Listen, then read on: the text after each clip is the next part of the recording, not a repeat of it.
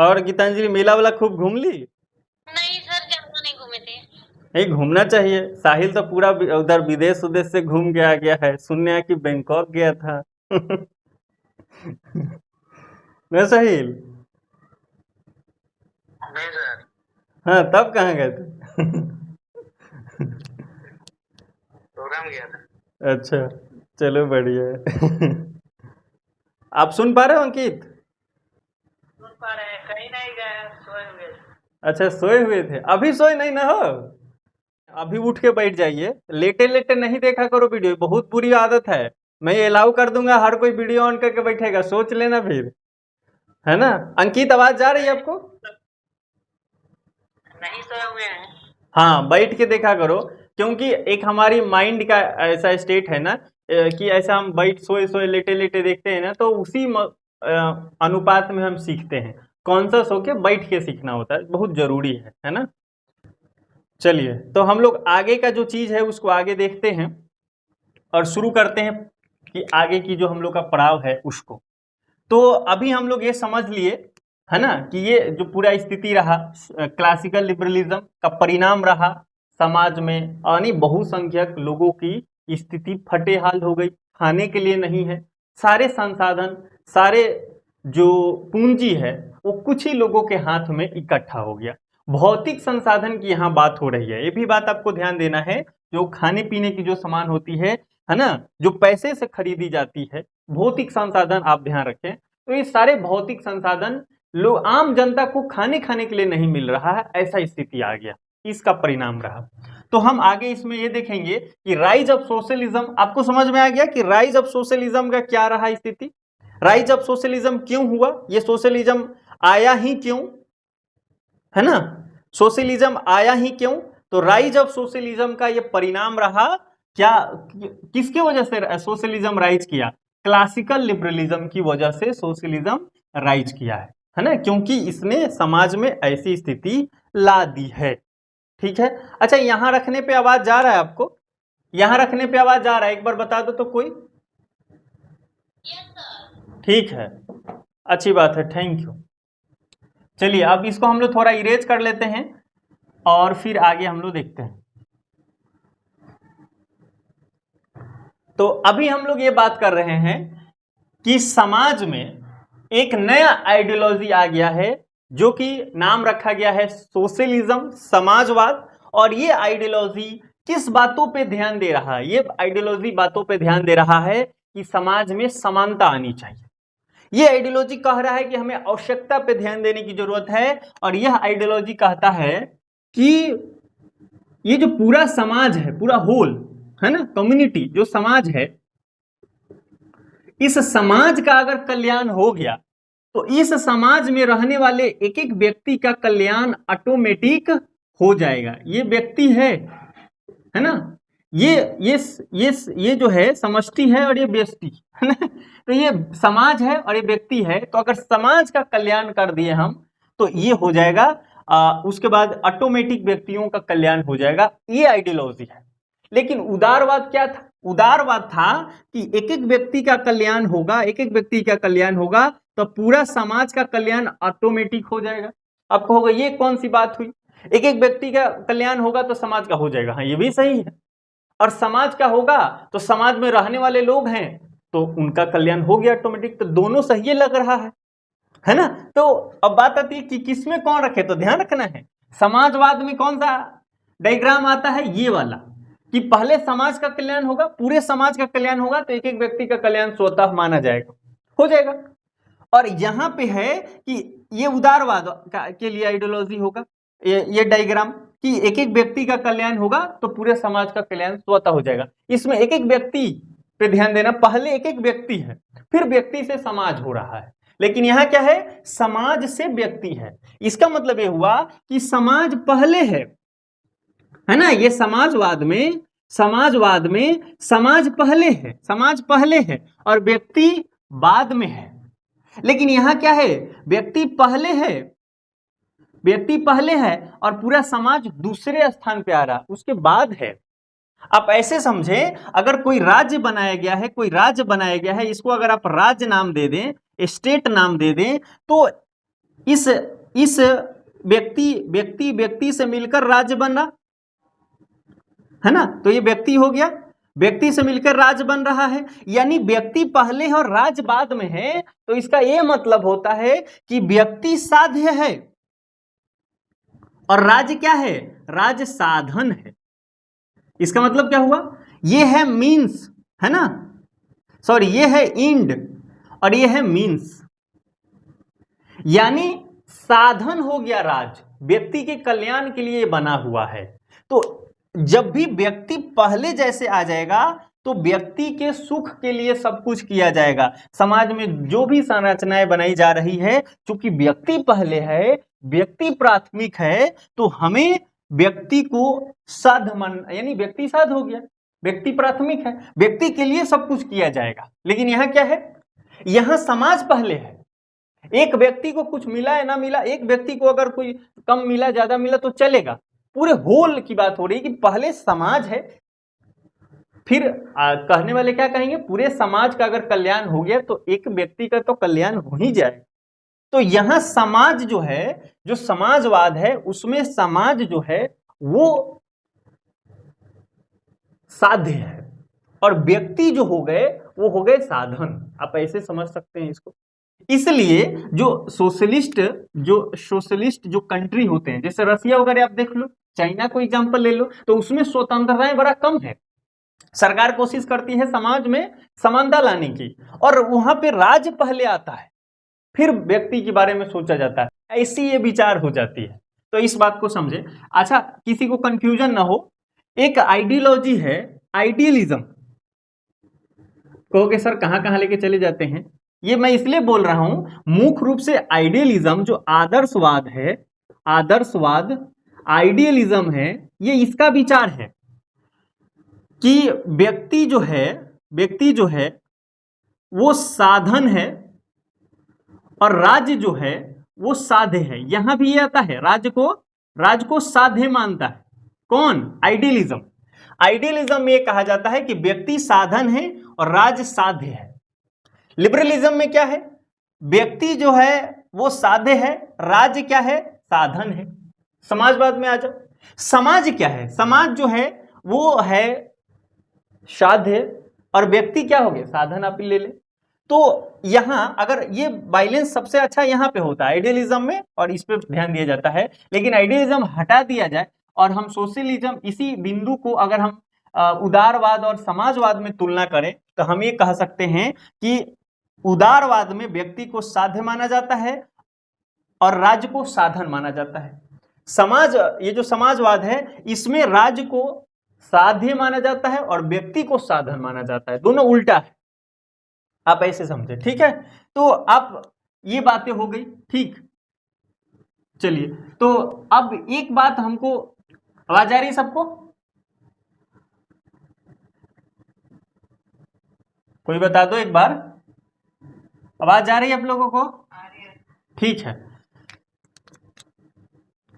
इसके बाद हम लोग पढ़ लेते हैं। अब देखिए, जब ये आएगा, राइज ऑफ सोशलिज्म हो जाएगा, तो उसमें कुछ लोग आएंगे जो कहेंगे कि ऐसा होना चाहिए, ऐसा होना चाहिए, फिर उसके बहुत सारे लोग मिलते जाएंगे। मतलब एक व्यक्ति चला, मतलब कभी कभी नहीं कहते अकेले चले थे और धीरे धीरे कारवां बनता चला गया, तो ऐसा होगा। कुछ लोग आएंगे, एक आइडियोलॉजी के लिए मैं आपको बता रहा था, तो ऐसा उनके साथ में बहुत सारे लोग जुड़ते जाएंगे। तो अगर हम बात करें समाजवाद में, तो कुछ ऐसे व्यक्ति हैं जो आए और कहे कि इस प्रकार से होना चाहिए, जिन्होंने समानता पे बात किया, है ना, उसके बाद आवश्यकता पे बात किया। इसी में अगर हम व्यक्ति का नाम लिख लें तो एक नाम आता है ओवन का, रॉबर्ट ओवन, है ना, ये व्यक्ति हो गया। सेंट साइमन हो गया, है ना। तो उसके बाद हो गया चार्ल्स फूरियर, बॉबेफ। तो ये चार थिंकर को आपको ध्यान रखना है। ये चार थिंकर क्या कहते हैं, ये चार थिंकर कहते हैं, ये नैतिक रूप से कहते हैं कि जो पूंजीपति लोग हैं उनको ऐसा नहीं करना चाहिए। हम लोग को समझाना है उनको कि आपके वजह से समाज में बहुत सारा कुरीतियां आ गया है, आप क्या कीजिए, कुछ पैसे को आप, है ना, वेलफेयर में खर्च कीजिए, मतलब अच्छा से लोगों को दीजिए, और जो मजदूर हैं उनका शोषण ज़्यादा से ज़्यादा नहीं करिए। मतलब ये नैतिक रूप से चाहते हैं कि एजुकेशन कर दें, कैसे भी करके मतलब उनको सिखा दिया जाए, समझा दिया जाए। बहुत सारा कोशिश ये करते हैं और चाहते हैं कि समाज में अच्छाई आ जाए। जो बात का अच्छी अच्छी बातें करते हैं कि समानता होनी चाहिए, है ना, कि आवश्यकता पे ध्यान देने की जरूरत है, समाज में ऐसे होगा तो कैसे चलेगा, है ना। जो पूंजीपति लोग हैं उनको निश्चित ही अपने, उनके पास जो लोग रह रहे हैं उनको ध्यान रखना चाहिए। तो अच्छी अच्छी बातें कर रहे हैं, तो कैसे होगा। तो आप सोच के देखिए कि क्या एक पूंजीपति के पास जाके दो चार लोग ये बताएं कि आप ये जो कर रहे हैं उससे समाज में कुरीतियां आ रहा है, ऐसे नहीं करिए। आप जो भी पैसा कमा रहे कुछ कोशिश कीजिए कि लोगों में खर्च भी कर दे, कम से कम आपके पास जो काम कर रहे हैं उनको तो आप ध्यान रखिए।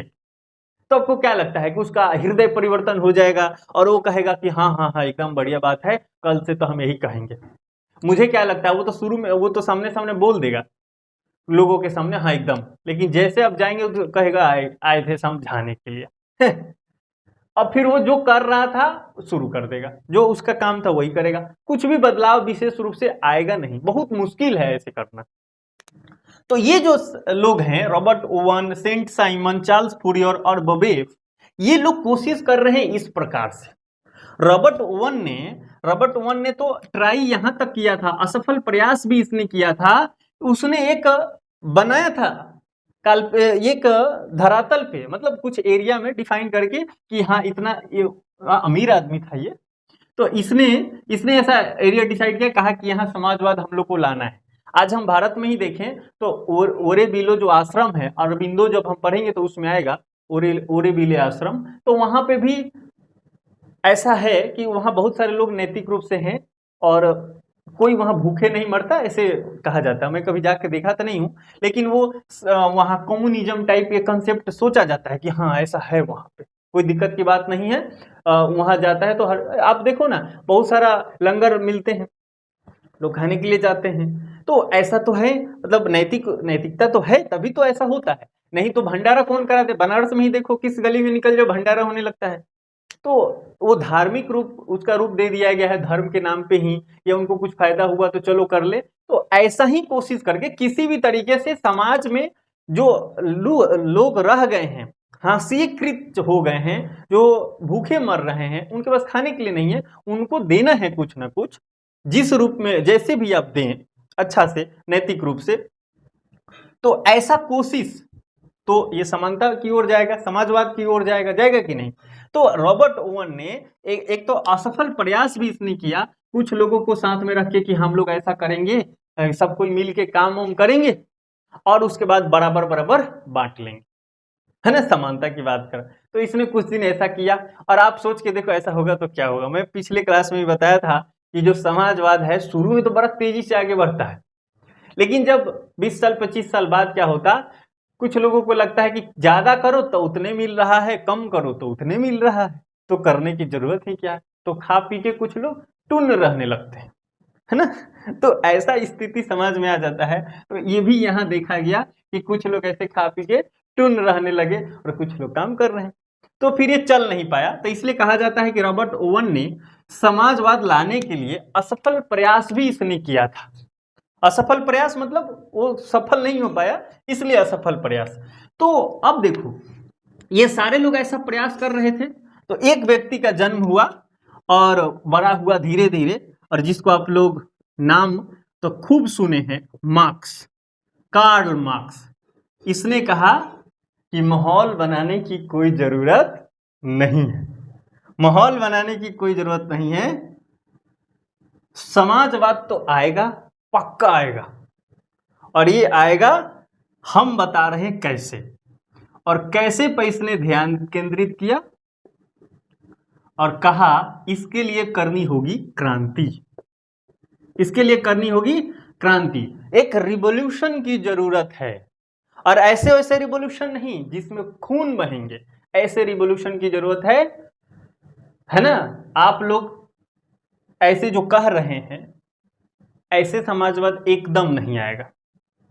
किसने कहा? मार्क्स ने कहा। और इसने ये कह दिया कि आज से हमसे पहले जो भी लोग हैं समाजवादी, हमसे पहले जो भी लोग समाजवादी हैं या थे, वे सारे लोग क्या हैं? स्वप्न लोकीय हैं, यूटोपियंस हैं। वो लोग के वजह से समाजवाद आएगा ही नहीं, ऐसे थोड़ी समाजवाद आता है। इनको कह दिया उसने यूटोपियन, इसको कह दिया उसने यूटोपियन, यानी स्वप्न, हिंदी में इसको बोल लेते हैं स्वप्न लोकीय समाजवादी, इनको कहा जाता है ना। स्वप्न लोकीय समाजवादी, या इसको कह लें काल्पनिक, काल्पनिक समाजवादी। यानी यूटोपियन क्या होता है? जो काल्पनिक होता है, जो कल्पना में हो सकता है, धरातल पे कभी आएगा ही नहीं। मस्तिष्क में सोच लो जितना सोचना है। इन्हीं लोगों को और नाम दिया गया नैतिक समाजवादी।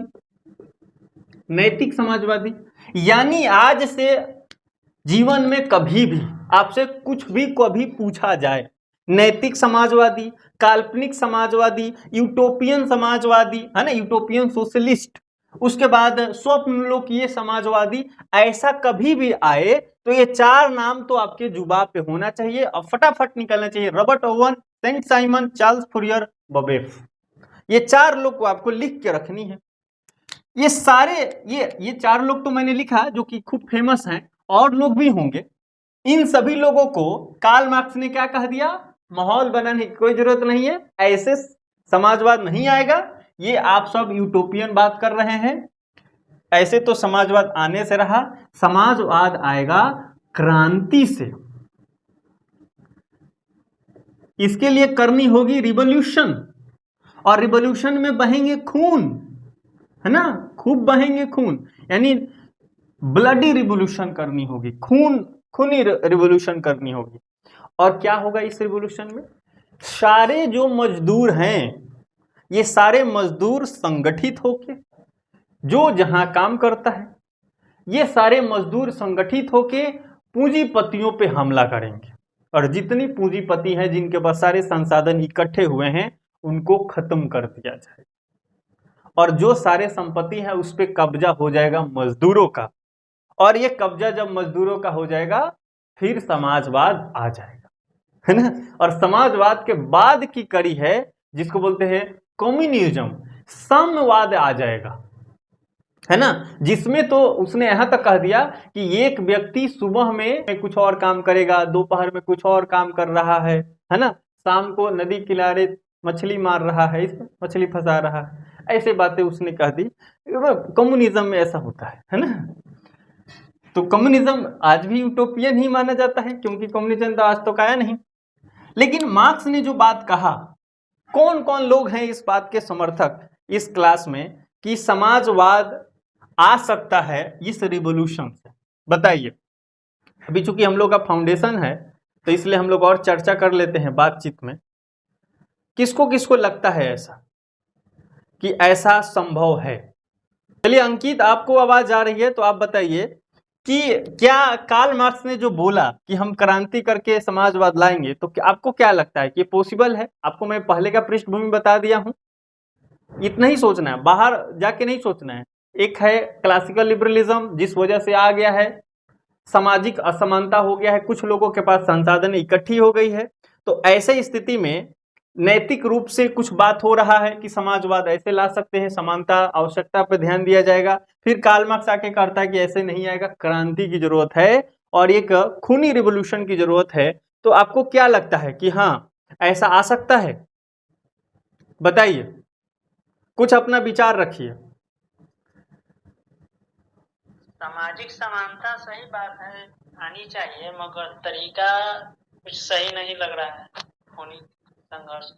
ओके, तो आपने ये कहा कि खून जो बहाने वाली बात है ये तरीका ठीक नहीं है, तो हम थोड़ा देर के लिए कह देते हैं कि आपका जो तरीका है वो शांतिवादी है, शांति प्रिय है ना। गांधीवादी भी तरीका इसको बोला जा सकता है, बोला ही जाएगा। गांधीवादी तरीका है कि हमको सब कुछ करना है, लेकिन जब भी खून आएगा तो हम आंदोलन ही रोक देंगे, है ना। तो ये बातें अच्छी चीज है, आपकी बातें का मैं सराहना कर रहा हूं, ये बहुत अच्छी बात है। समाज में परिवर्तन लाना चाहिए, लेकिन हमको खूनी रिवॉल्यूशन की तरह ऐसा हो जाए कि मतलब अव्यवस्था, तो ऐसे करके कोई अगर सुधार हो रहा है तो उसके पक्ष में हमें पहले नहीं आना चाहिए, ठीक है। लेकिन मैं एक और आपको बात बता दूं, सोशल जो सामाजिक विज्ञान है, मानविकी सब्जेक्ट है, इसमें किसी भी बात को फुल एंड फाइनल नहीं माना जा सकता। मैं अभी आपसे जो बोला, जो आप लोग आप क्लास में हैं, आप इससे नाराज हो सकते हैं कि नहीं सर ये थोड़ी होगा, आप जो बात बोले एकदम गलत है, मैं बोलता हूं कैसे आएगा, है ना, और आपकी विचार तो अलग सा है, तो ये चलेगा, है ना। जो मानविकी विषय है, सोशल साइंस है, इसकी यही खूबसूरती कि ऐसा इसमें फुल एंड फाइनल कोई भी स्टेटमेंट नहीं हो सकता। शालिनी दहल, आपको क्या लगता है?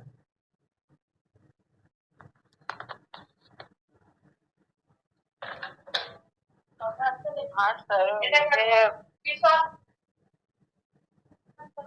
यहाँ पे बहुत आवाज है। ओके ओके, चलिए कोई नहीं, आप ऐसी जगह बैठे जहां आवाज ना रहे तो ज्यादा अच्छा रहेगा, है ना, क्योंकि ऑनलाइन में यही दिक्कत है। एक सबसे बड़ी दिक्कत यही है कि बच्चा कहाँ पढ़ रहा है, लेटे है, सोए है, कुछ लिख भी नहीं रहा, ये बड़ा दुखद घटना है ना। आप भी अगर देख रहे हैं तो उठ के बैठ के थोड़ा देखिए, है ना। देख नहीं सर, मैंने बताया था ना घर पे नहीं हूँ मैं, ठीक है, थोड़ा ठीक, थोड़ा प्रॉब्लम है। Okay okay, I know. तो ये सब चीजें हो जाएंगी, है ना, थोड़ा हमें ध्यान रखना ही होगा, ठीक। तो चलिए, हम लोग ये सारी बातचीत अभी कर रहे थे कि किसको किसको ऐसा क्या लगता है कि ऐसे समाजवाद आ सकता है कि नहीं आ रहा। तो अब हम लोग आगे की चर्चा कर लेते हैं इसमें, जो कि आपको ध्यान देना है कि देखिए, मार्क्स ने तो कह दिया कि ये यूटोपियंस है, ये सारे लोग यूटोपियन है, इन लोगों के वजह, इन लोगों के तरीके से समाजवाद आएगा नहीं। हम बता रहे हैं कि समाजवाद कैसे आएगा। और आपको पता है कि जब तक मार्क्स जीवित था इस धरती पे, तब तक ऐसा कहीं कुछ नहीं हुआ, कहीं कुछ नहीं हुआ। तो उसके मरने के बाद सब लोगों ने कहना शुरू कर दिया कि खुद यूटोपियन है ना। इसने जो भी तरीका लिखी, इतनी किताबें लिख मारी, पूरा माहौल बना दिया, और समाजवाद आया ही नहीं। और उसके मरने के बाद सबसे पहली बार बोल्शेविक क्रांति हुई रसिया में।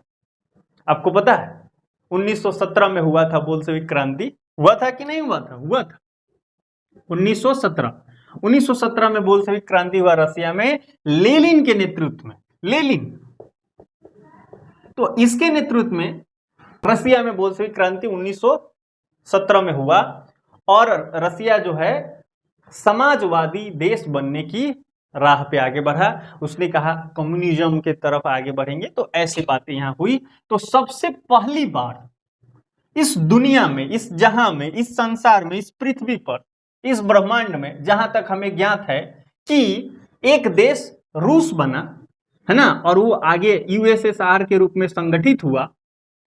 वहां पे समाजवाद जैसा कुछ विचारधारा को आधार बनाकर एक राष्ट्र निर्माण की कोशिश किया गया। ये सबसे पहली बार हुआ रसिया, है ना।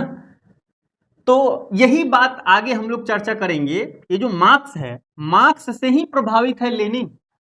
तो अब ये जो विचार को आगे बढ़ा रहे हैं, तो मार्क्स को विशेष रूप से हम लोग को जान लेना। थोड़ी चर्चा हम लोग मार्क्स पे कर लेंगे। अगर इसकी पृष्ठभूमि की बात करें तो देखिए, मार्क्स जो है जर्मनी का है।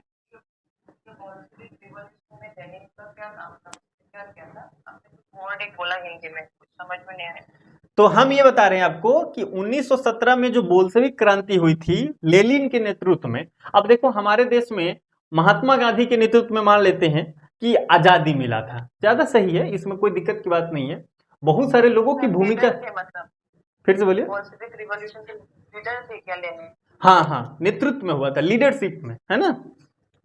हमारे देश में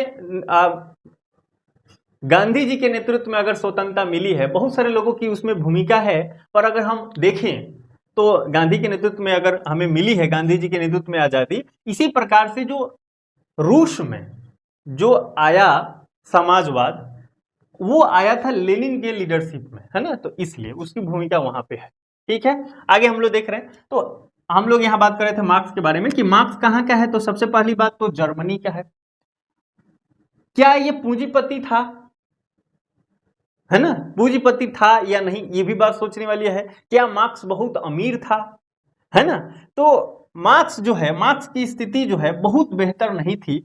मरते मरते समय में तो देखो इसकी चर्चा जब हम लोग पढ़ेंगे मार्क्स के बारे में विशेष रूप से, तो हम लोग इसमें और चर्चा करेंगे। और आपको मैं इतना बता देता हूँ कि मार्क्स के जो बच्चे हुए वे लोग तो ऐसे कहा जाता है कि भूखे मरे, भूख से मर गए, है ना। फिर उनकी बाद में जो पत्नी थी, जो कि पहले गर्लफ्रेंड थी बाद में पत्नी बनी थी, उसका नाम भी अगर आप याद रखना चाहें तो जेनी नाम है, याद रखें, जेनी। तो इसकी भी देहांत हो गया। उसके बाद कुछ वर्षों के बाद फिर कार्ल मार्क्स का भी इस धरती से निधन हो गया। मतलब ये अब देखो 1883 में हुआ था, नहीं दिख रहा तो ऊपर लिख देते हैं 1883 में। 1818 में कार्ल मार्क्स का जन्म हुआ और 1883 में देहांत। तो ये जो समय पीरियड है, इस टाइम पीरियड में कार्ल मार्क्स ने इस समाज, इस दुनिया के लिए बहुत कुछ किया। इतना किया कि यहां तक कहा जाता है कि इस दुनिया में दो लोग बड़ा फेमस है, एक तो भगवान, उसके बाद कार्ल मार्क्स।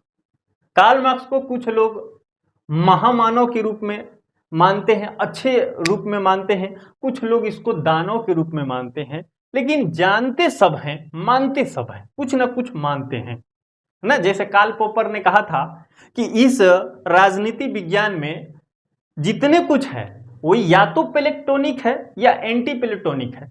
या तो प्लेटो की बातें मानिए, नहीं तो प्लेटो से इतर जाइए, या तो उसको मानिए नहीं तो उसका विरोध कीजिए, यही हो सकता है। प्लेटोनिक है नहीं तो एंटी प्लेटोनिक है, बाकी कुछ नहीं है इस राजनीति विज्ञान में। इसी तरह से अगर हम कहें कि इस दुनिया में कार्ल मार्क्स को तो सब जानते हैं, जानते सब हैं, या इसको कुछ लोग देवता के रूप में मानते हैं तो कुछ लोग दानव के रूप में जानते हैं, मानते हैं, मानते जानते सब है। कार्ल मार्क्स जो कि जर्मनी का रहने वाला था, इसने कहा कि हमसे पहले जो भी समाजवादी थे वो सब के सब यूटोपियन हैं, ऐसे नहीं आएगा, खाली माहौल बना रहे हैं। ये माहौल मैं खुद बोल रहा हूँ ताकि आपको समझ में फीलिंग देने की कोशिश मैं कर रहा हूँ, उसके सब प्रॉपर नहीं है। तो कार्ल मार्क्स ने कहा कि ये सारे लोग माहौल बना रहे, ऐसे समाजवाद नहीं आएगा, ये सारे यूटोपियंस हैं। हाँ, ये बात एकदम सही है भाई, है ना। सबको आप ऐसे ना समझ ले कि मैं ही बोल रहा हूँ, तो ये यूटोपियंस हैं, कार्ल मार्क्स ने कहा। और ऐसे समाजवाद तो नहीं आएगा। तो इन लोगों को कह दिया गया कि ये लोग हैं यूटोपियंस, स्वप्न लोकीय समाजवादी, काल्पनिक समाजवादी या नैतिक समाजवादी, है ना। ये मोरल हो गए, मोरल सोशलिस्ट हो गए, है ना। और इसने कहा कि मैं बता रहा हूं कैसे आएगा समाजवाद, और मेरा जो समाजवाद है वैज्ञानिक समाजवाद है ना। तो आपको 100% वाली जो बात होती है वो ध्यान रखना है कि वैज्ञानिक, वैज्ञानिक मतलब साइंटिफिक, वैज्ञानिक समाजवाद, वैज्ञानिक समाजवाद, साइंटिफिक, साइंटिफिक सोशलिज्म किसका है। एक ही शब्द में अगर आपसे पूछ लिया जाए कि जो वैज्ञानिक समाजवाद है वो किसका है, तो मार्क्स का है। सबसे पहले मार्क्स ने ही कहा कि मेरा समाजवाद वैज्ञानिक है, आज से पहले सब काल्पनिक, है ना। तो इसने कहा वैज्ञानिक समाजवाद की बात हो गई, आपको एकदम ध्यान रखना है। वैज्ञानिक समाजवाद ये हो गए साइंटिफिक सोशलिज्म, इसने वैज्ञानिक समाजवाद को दिया, याद रहेगा, वैज्ञानिक समाजवाद को इसने दिया। तो जब भी वैज्ञानिक समाजवाद आएगा तो आपको समझना है कि वो कार्ल मार्क्स से जुड़ा हुआ है, इसके बियॉन्ड किसी दूसरे व्यक्ति का नाम एकदम नहीं आना चाहिए। वैज्ञानिक समाजवाद किसका है, कार्ल मार्क्स का है, ऐसे याद होना चाहिए, ठीक है। जैसे हम गिल्ड सोशलिज्म पढ़ेंगे तो हमको ध्यान रखना है कि गिल्ड सोशलिज्म जीडीएच कोल का है। जैसे गिल्ड सोशलिज्म आएगा जीडीएच कोल याद आना चाहिए, है ना। इसी तरह से जब वैज्ञानिक समाजवाद आएगा तो क्या नाम याद आना चाहिए कि ये है कार्ल मार्क्स, वैज्ञानिक समाजवाद। इसी वैज्ञानिक समाजवाद को हम लोग बोलते हैं क्रांतिकारी समाजवाद, क्रांतिकारी समाजवाद भी इसको बोलते हैं हिंदी में, यानी रिवोल्यूशनरी, रिवोल्यूशनरी, है ना, रिवोल्यूशन की बात हो गई इसमें, तो क्रांतिकारी हो गया।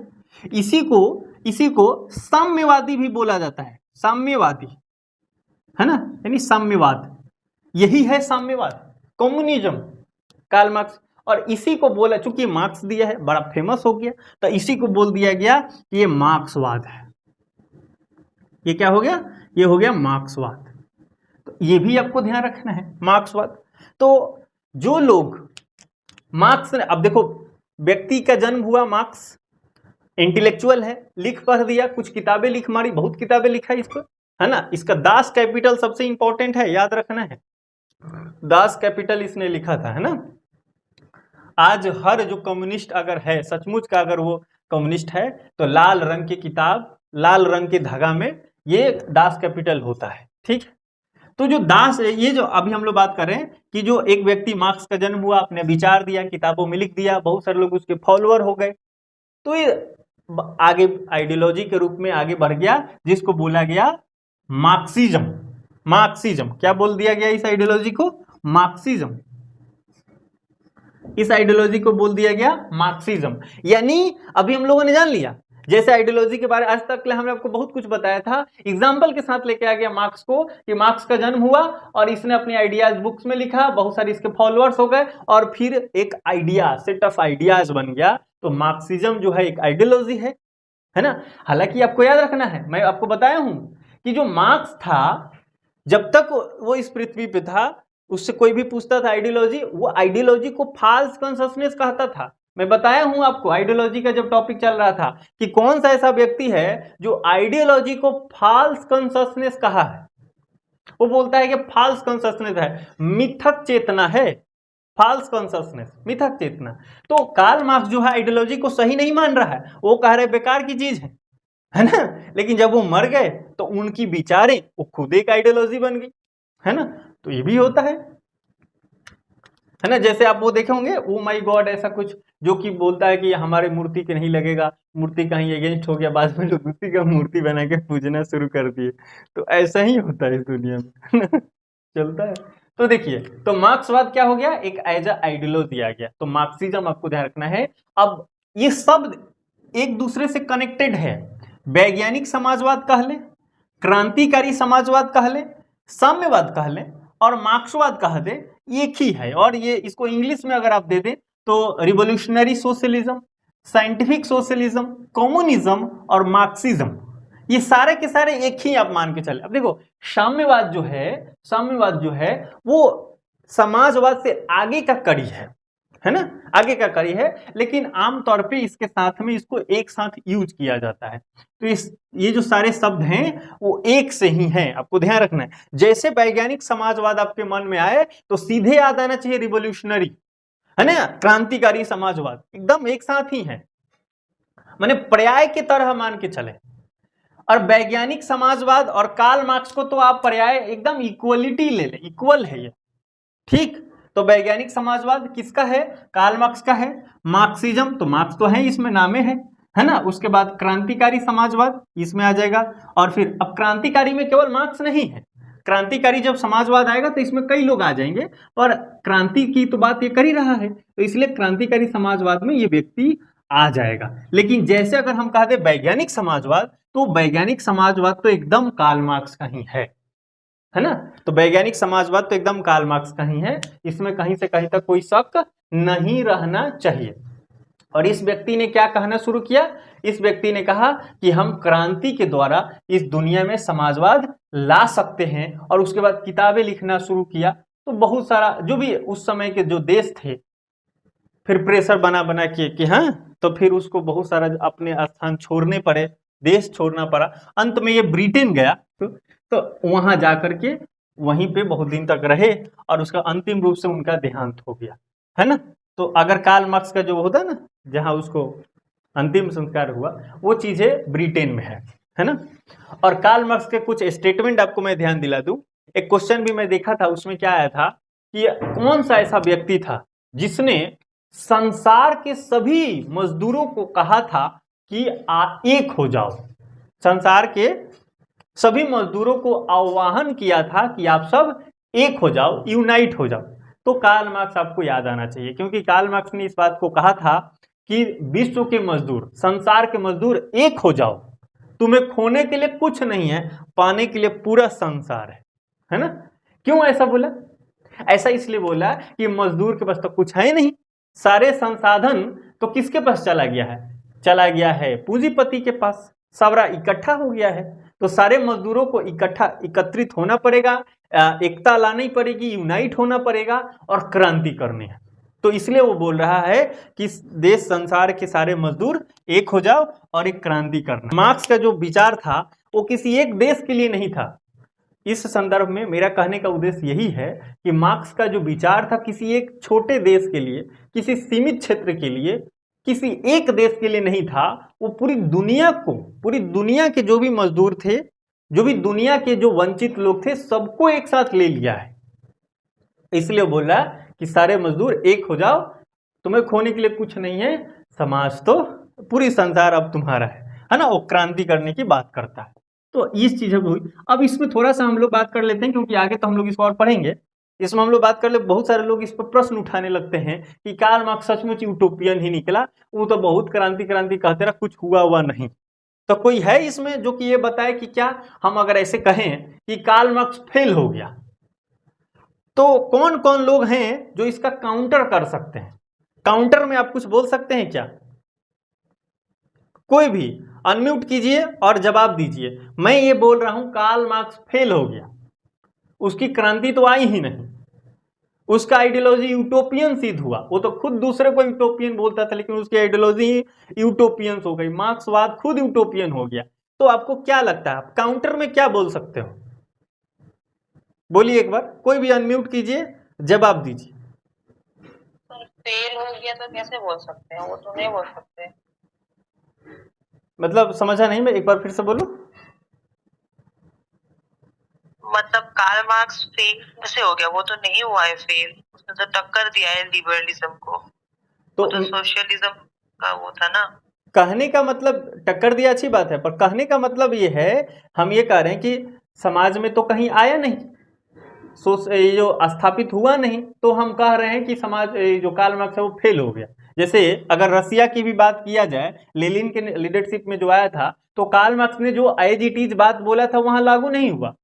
लेनिन ने उसमें बहुत सारे संशोधन करके, बहुत सारा परिवर्तन करके वहां पे किया था क्रांति। तो कार्ल मार्क्स के विचार को तो आगे बढ़ाया, लेकिन उसने अपना भी विचार उसमें दे दिया, तो फिर उसको लेनिनवाद के नाम से पढ़ा जाता है ना। लेनिनवाद के नाम से पढ़ा जाता है। तो एज इट इज फॉलो नहीं किया था उसने, है ना। कार्ल मार्क्स ने कहा कि जहां इंडस्ट्रियल रिवोल्यूशन ज्यादा हो रहा है, जहां इंडस्ट्री खूब बन रहे हैं, वहां पे होगा सबसे पहले क्रांति।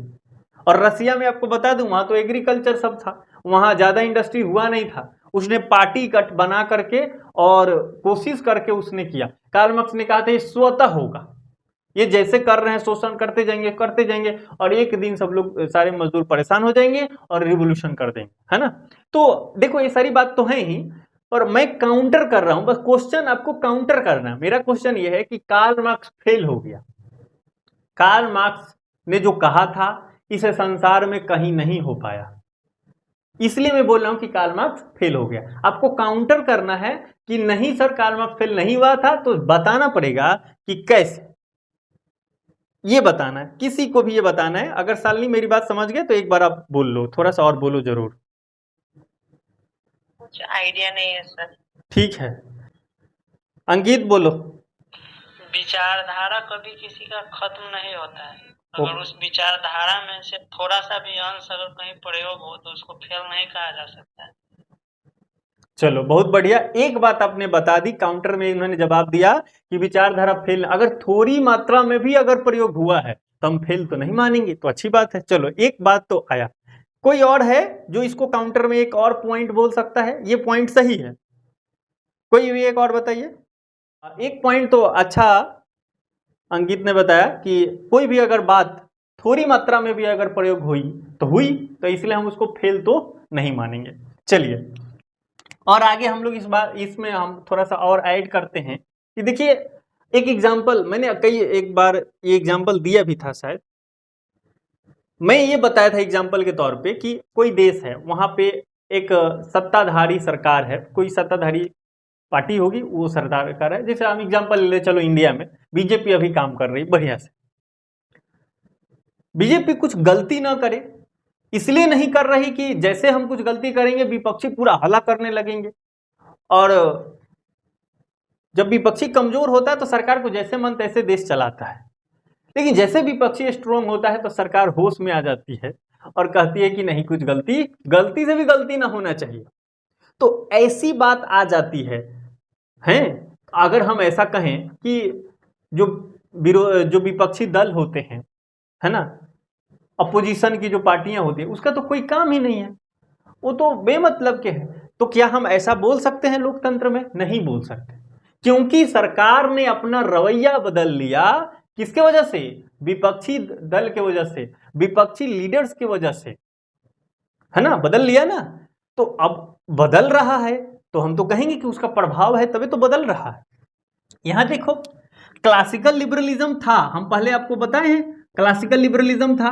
क्लासिकल लिबरलिज्म में आवाज स्वतंत्रता की बात हो रही है, हमको सबसे पूरा प्राइवेट प्रॉपर्टी चाहिए, कोई हस्तक्षेप नहीं होना चाहिए, सब कुछ बात हो रही है, आवाज स्वतंत्रता, फुल फ्लेज लिबर्टी की बात किया जा रहा है। लेकिन कार्ल मार्क्स के समय में ही जेएस मिल, उसके समकालीन है, जेएस मिल ने कहा कि अब ये लोग अपनी विचार को बदल लिए। क्या बदल लिए? वेलफेयर स्टेट का इन लोगों ने समर्थन कर दिया, और ये फुल फ्लेज जो लिबर्टी की बात हो रही थी, अब ये क्या बोल रहे हैं? अब ये बोल रहे हैं कि हमें रीजनेबल रिस्ट्रिक्शन लगा देना है, युक्ति युक्त, है ना, युक्ति युक्त होना चाहिए। हम आबाद स्वतंत्रता की अब बात नहीं करेंगे, फुल फ्लेज लिबर्टी की बात नहीं करेंगे, हम रीजनेबल रिस्ट्रिक्शन लगा देंगे। क्लासिकल जो लिबरलिज्म है अपना रूप बदल के मॉडर्न लिबरलिज्म में आ गया, है ना, मॉडर्न लिबरलिज्म आ गया, यानी आधुनिक। दिख रहा है आपको? आधुनिक यानी मॉडर्न लिबरलिज्म आ गया, क्लासिकल बदल गया, किसमें? आधुनिक में। और ये आधुनिक लिबरलिज्म जो है, इसने वेलफेयर स्टेट यानी लोक कल्याणकारी राज का समर्थन किया कि अमीर जो लोग हैं उन पे टैक्स लगाएगी सरकार, वहां से इकट्ठा करेगी, और कुछ असहाय लोग हैं जिनके पास संसाधन नहीं है ना, उनको दिया जाएगा। आप अपने देख लो, हमारा देश वेलफेयर स्टेट है ना, सरकार अमीरों से टैक्स लेती है और आयुष्मान कार्ड देती है, आवास बनाती है, पीएम आवास होता है, कुछ उसमें स्कॉलरशिप दिए जाते हैं, तो ये क्या है? वृद्धा पेंशन दिए जाते हैं। तो ये सब क्या है? वेलफेयर के काम है, कहीं से और पैसा इकट्ठा करके और जो असहाय लोग हैं उनको दिया जा रहा है।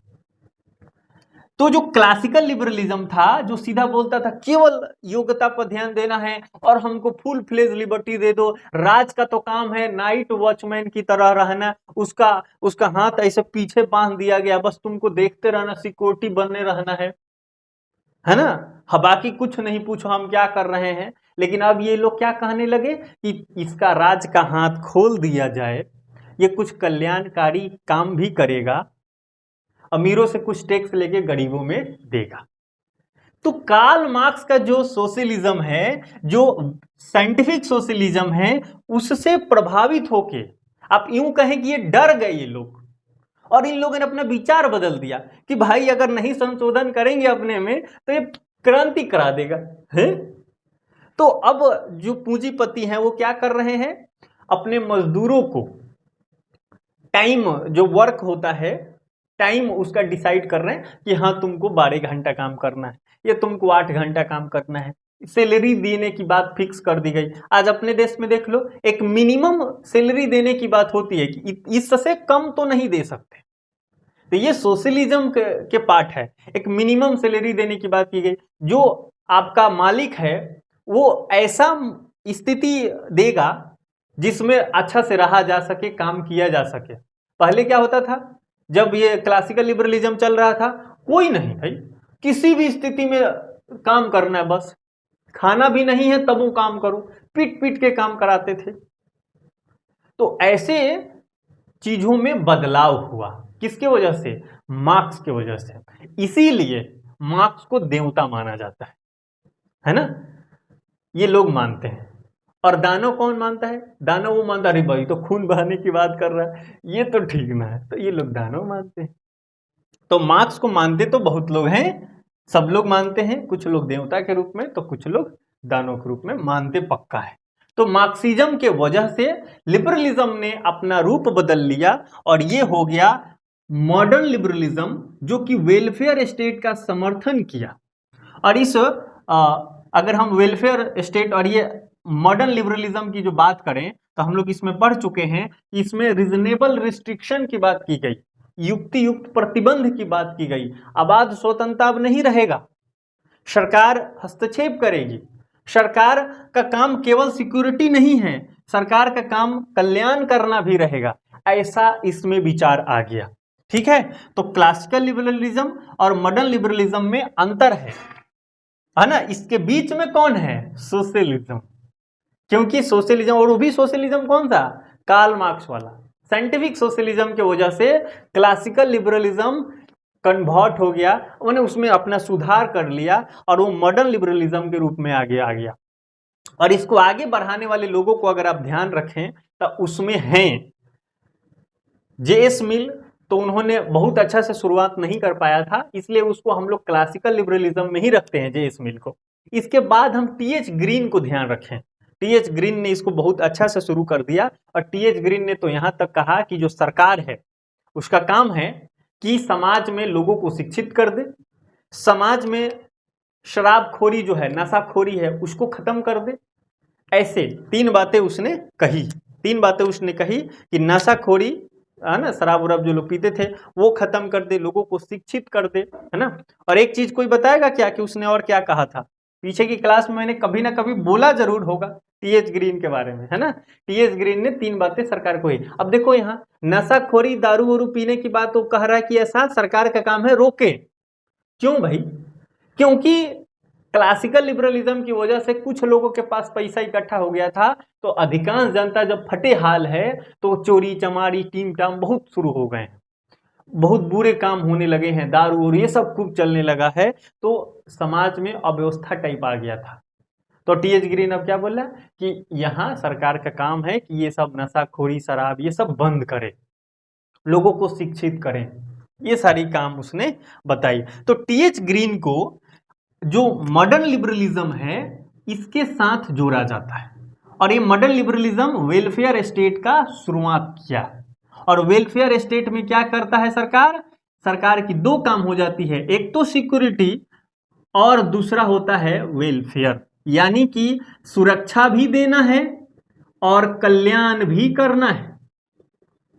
लेकिन क्लासिकल लिबरलिज्म में क्या था? केवल सुरक्षा, केवल सुरक्षा। ठीक है, तो आप इस कड़ी को समझें, दो आइडियोलॉजी लिबरलिज्म और सोशलिज्म बड़ा इंपॉर्टेंट है इस दुनिया में, है ना। कि अभी अगर देखें तो अभी तक में लिबरलिज्म, मतलब अभी जो स्थिति हो गया वो लिबरलिज्म का ही चल रहा है, लिबरलिज्म जीत गया है ऐसा आप माने। लेकिन दो आइडियोलॉजी घूम फिर के बहुत जगह पे आपको आती रहती हैं, फ्लैश की तरह आएंगी, और वो पूरा संदर्भ में वो कहीं ना कहीं रहेंगी, और जब आप इसका शब्द मतलब नहीं समझेंगे तो ये फिर समझ नहीं, पूरा संदर्भ ही समझ नहीं आएगा, इसलिए समझना है इसको। क्लासिकल लिबरलिज्म से मॉडर्न लिबरलिज्म, बहुत सारे लोग क्या सोचे, ऐसे का याद करते हैं, ये है क्लासिकल लिबरलिज्म, ये क्लासिकल, फिर ये हो गया मॉडर्न, फिर ये हो गया कंटेम्पररी, इसको रट लेते हैं। लेकिन उनको ये पता नहीं है कि क्लासिकल से मॉडर्न हुआ क्यों। भाई बीच में कुछ भी परिवर्तन हो रहा तो होना पड़ेगा ना, ऐसे थोड़ी। अब देखो, अभी हम लोग सोशलिज्म में आ जाते हैं, यूटोपियन, और सोशलिज्म को अगर बांटते हैं तो कहते हैं कि पहला हो गया यूटोपियन, फिर आ गया साइंटिफिक सोशलिज्म, फिर आगे कहते हैं रिवोल्यूशनरी सोशलिज्म, सॉरी इवोल्यूशनरी, ये है रिवोल्यूशनरी, और यहाँ हो जाता है इवोल्यूशनरी, यानी सुधारात्मक समाजवाद। प्रकार जब हम पढ़ेंगे तो बताऊंगा मैं आपको। तो इस प्रकार से बांट देते हैं। तो फिर बांट कैसे रहे, किस आधार पे बांट रहे हैं, कैसे आपको समझ में आ गया कि अब बांटने का समय आ गया?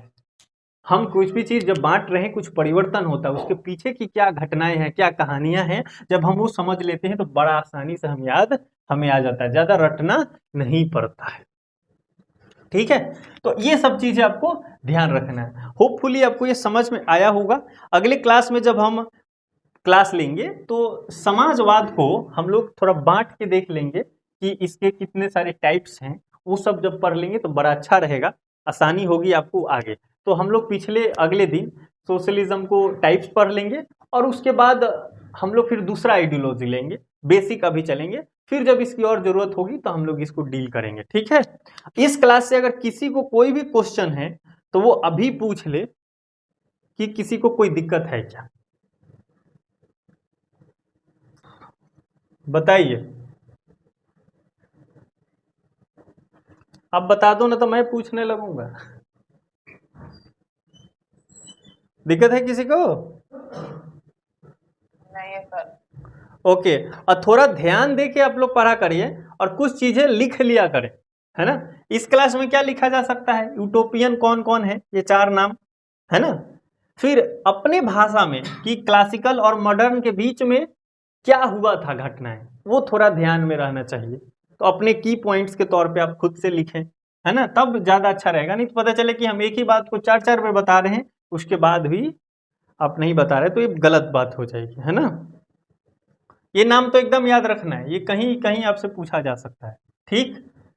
तो चलिए फटाफट बिना स्क्रीन देखे हम लोग कुछ क्वेश्चन का जवाब देते हैं, देखते हैं कि कौन लोग। देखो सबसे पहले क्या करना है, जैसे आपको मैं क्वेश्चन पूछूंगा, 1-2 क्वेश्चन पूछ लेते हैं, थोड़ा रिवाइज हो जाएगा।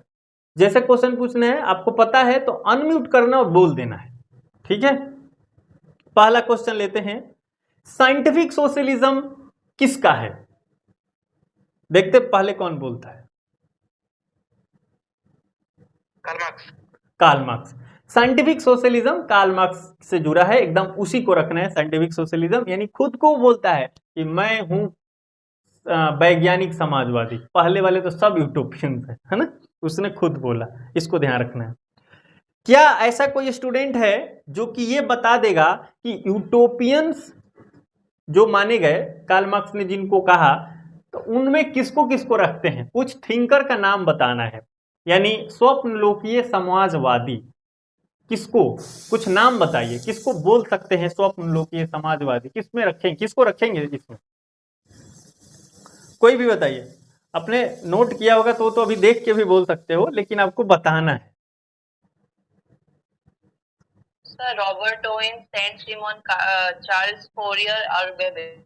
हाँ बेबेफ, तो एकदम बढ़िया, हमने लिखा भी था, देखो Robert Owen, Saint Simon, Charles Fourier और बबेफ, ये 4 नाम आपको एकदम ध्यान रखना है। चलिए कोई भी एक बात बताइए कि जो समाजवाद है वो किस बातों पे ध्यान देता है, समानता पे या स्वतंत्रता पे? फोकस उसका किस पे होता है? समानता, समानता, इक्वलिटी। बहुत अच्छा, समानता पे ध्यान देता है ना। अब आगे देखिए, निकिता बताएगी, ये बोल नहीं रही है, निकिता बताएगी कि जो समाजवाद है वो योग्यता पे ध्यान देता है कि आवश्यकता पे ध्यान देता है, किस पे फोकस करता है? आवश्यकता पे फोकस करता है, बहुत बढ़िया, है ना। मुझे लगा कि आप नहीं बता पाओगे, लेकिन ये तो बता दिए। चलो और कोई?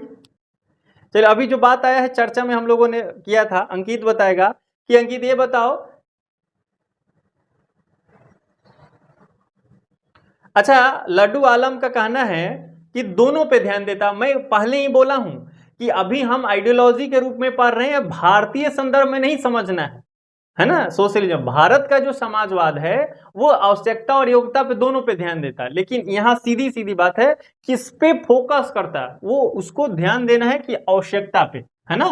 जो समाजवाद है वो आवश्यकता पे ध्यान देता है, योग्यता पे बहुत उसको वो अथी करके चलता है ना। लेकिन भारतीय संदर्भ में पढ़ेंगे तो सीधा स्पष्ट रूप से कहा गया कि योग्यता पे भी ध्यान देना है और आवश्यकता पर भी ध्यान देना है, तो भारतीय संदर्भ में है। लेकिन आइडियोलॉजी के रूप में जब हम पढ़ेंगे तो सोशलिज्म आवश्यकता पे फोकस करता है। अगर आपसे सीधे पूछा जाए योग्यता पे ध्यान देता है कि आवश्यकता पे, तो आवश्यकता पे। ठीक है लड्डू, और मैसेज में बताने की जरूरत नहीं भाई, बोला करो थोड़ा। बताइए कोई दिक्कत हो तो बताइए। लड्डू बताइए, आपने हैंड राइज किया है, बताइए क्या दिक्कत है। ओके, लड्डू का कहना है कि माइक काम नहीं कर रहा। कोई बात नहीं बॉस, थोड़ा आप माइक को ठीक कर लीजिएगा ताकि अगले क्लास में आप बोल सकें, है ना। जिंदा है तो जीवित होने का प्रमाण जरूर दें, नहीं तो पता चलता है कि क्या ही चल रहा है ना। तो चलिए अगले क्लास में आपसे मुलाकात होगी। आप जो भी बातें अभी समझे हैं की पॉइंट्स में आप जरूर लिखते चलें। बाकी जो आपको स्टडी मटेरियल हमने दिया है, प्रिंट आउट आपने निकलवा लिया है, उसको जरूर आप ध्यान से पढ़ते चलें, है ना। अच्छा एक इंपॉर्टेंट, जब मैं इधर घूमा तो एक इंपॉर्टेंट क्वेश्चन ध्यान में आया, आपको बताना है कि जो वेलफेयर स्टेट है उसका समर्थन कौन करता है। वेलफेयर स्टेट का समर्थन कौन सा आइडियोलॉजी करता है? बताइए, वेलफेयर स्टेट का सोशलिज्म।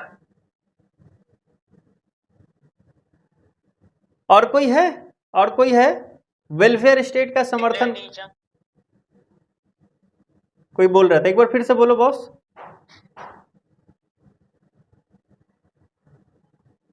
उदारवाद। उदारवाद। कौन बोला है अभी? चलिए, बहुत अच्छा। देखो शालिनी, थोड़ा सा आप ध्यान रखें, हमने यहाँ कहा, देखो यहाँ लिखा मैंने, आधुनिक लिबरलिज्म, है ना, मॉडर्न लिबरलिज्म में हमने कहा कि वेलफेयर स्टेट को ये समर्थन करता है, सुरक्षा और कल्याण की बात होती है इसमें। तो क्लासिकल लिबरलिज्म ने मॉडर्न लिबरलिज्म में आ गया और इसने वेलफेयर स्टेट का समर्थन किया, है ना। अब देखो, अगर हम कहें सोशलिज्म करता है कि नहीं, तो ऐसा ये नहीं होगा कि एकदम नहीं करता, वो वेलफेयर का समर्थन कर रहा है। ऐसे अगर हम देखें कि वो आवश्यकता पर ध्यान दे रहा है, लेकिन वेलफेयर के रूप में अगर कहें किस कौन सा सपोर्ट करता है, तो सोशलिज्म इसका आंसर नहीं होगा। हमने आपको स्पष्ट रूप से बोला है कि मॉडर्न लिबरलिज्म जो है वे वेलफेयर स्टेट का समर्थन करता है। ये जो सोशलिज्म वाले लोग हैं वो क्या कहते हैं कि पहले आएगा सोशलिज्म, फिर इसके बाद आ जाएगा कम्युनिज्म, और उस कम्युनिज्म में तो कोई स्टेट ही नहीं रहेगा, कोई क्लास ही नहीं रहेगा, सब खत्म हो जाएगा, हैं? समझ रहे हैं आप? तो ये तो स्टेट को भी दरकिनार कर देते, वो कहते हैं कि ये तो रहेगा ही नहीं, उनका लक्ष्य है कम्युनिज्म तक जाने का। इसलिए समाजवाद में इस स्टेज में तो ठीक है, इसको मान कि हाँ ये स्टेट की जरूरत है, सर्वहारा जो है उनका थोड़े देर के लिए कंट्रोल आ जाएगा, सब जब अमीर लोगों को मारा जाएगा तो सारे संपत्ति पे कौन नियंत्रण कर लेगा? मजदूर। तो मजदूर लोगों का कंट्रोल हो जाएगा, इसको अधिनायक तंत्र बोलते हैं, सर्वहारा का अधिनायक तंत्र आ जाएगा, है ना। तो अब कंट्रोल हो जाएगा, तो थोड़ा